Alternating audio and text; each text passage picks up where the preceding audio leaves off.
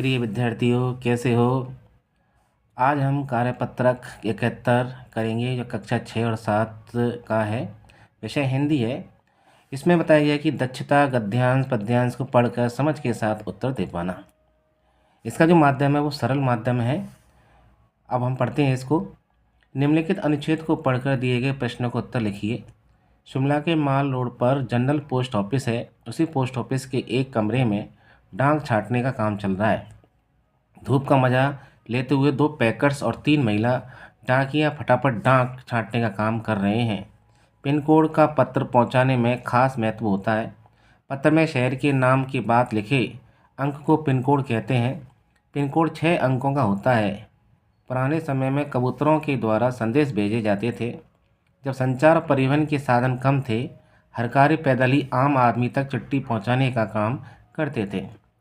आज भेजने के नए नए साधन उपलब्ध हो गए हैं। डाक बांटने में हवाई जहाज, पानी के जहाज और जाने कौन कौन से साधन इस्तेमाल किए जा रहे हैं। अब लोग नई तकनीकों जैसे ईमेल आदि के से जुड़ गए हैं। अपनी बात कोई भी व्यक्ति तुरंत दुनिया के किसी भी कोने तक पहुंचा सकता है। तो अब हम आइए, यहाँ कुछ प्रश्न दिए गए हैं इस गद्यांश के द्वारा। तो पहला प्रश्न पढ़ते हैं कि पत्र में पिन कोड कितने अंक का होता है। तो प्यारे विद्यार्थियों, पिन कोड 6 अंकों का होता है। आपकी भी अपने शहर में जानकारी कीजिए कि आपके शहर का पिन कोड क्या है। आज हम संचार के कौन कौन से साधनों का प्रयोग करते हैं, लिखिए। तो आज जो संचार के साधन हैं ईमेल, मोबाइल, टीवी, रेडियो इत्यादि हैं। दिए गए शब्दों के अर्थ लिखिए। यहाँ देखिए, यहाँ छाँटना का अर्थ होता है अलग करना। गुनगुनी कम गर्म। परिवहन यातायात। हरकारे संदेशवाहक। तकनीकी प्रौद्योगिकी। Email electronic mail.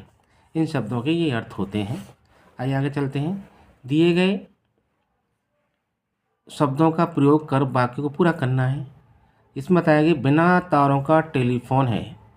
तो आपको पता ही होगा विद्यार्थियों, बिना तारों का टेलीफोन तो मोबाइल फ़ोन होता है जिसमें कोई भी तार नहीं होता है। तो ईमेल द्वारा भेजा जाता है। तो आपको पता होना चाहिए कि ईमेल हमेशा इंटरनेट के माध्यम से ही भेजा जाता है। अगर इंटरनेट नहीं है तो ईमेल या कोई भी जानकारी हम लेना चाहते हैं, कंप्यूटर के माध्यम से, मोबाइल के माध्यम से हम प्राप्त नहीं कर पाते हैं।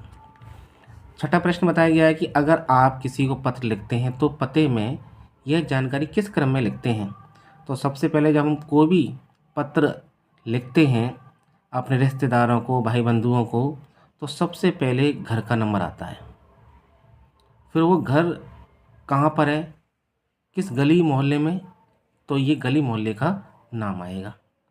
इसके बाद गली मोहल्ला किस गांव, कस्बे, शहर में है, उसका नाम आएगा। उसके बाद गांव, कस्बा, शहर किस खंड में है यानी तहसील में है, तो ये खंड का नाम आएगा। खंड का मतलब होता है तहसील। वो तहसील किस राज्य में है, उस राज्य का नाम आएगा। खंड मतलब तहसील हो सकती है, जिला हो सकता है। ये है। इस तरह हमने प्यारे विद्यार्थियों कार्यपत्रक 71 किया। आप भी इसी को देखकर अभ्यास कर सकते हैं और कुछ अपने हिसाब से भी अपनी समझ से भी आप इस गद्यांश के प्रश्नों का जवाब दे सकते हैं।